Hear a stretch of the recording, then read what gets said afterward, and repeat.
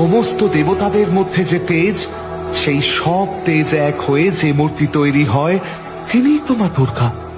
ব্রহ্মার রাজসিক তেজ, বিষ্ণুর সাত্ত্বিক তেজ, আর শিবের তামসিক তেজ সবই আছে তার মধ্যে। শত্রুনাশের সময় মা দুর্গা যেমন ভয়ঙ্করী, ভক্তদের বর দেওয়ার সময় সেই এক মা দুর্গাই তেমন দয়াময়ী, তেমনই করুণাময়ী। মা দুর্গাই এই জগৎকে সৃষ্টি করেছেন, তিনি এই জগৎকে রক্ষা করছেন, আবার সময় হলে তিনি এই জগৎকে ধ্বংসও করবেন।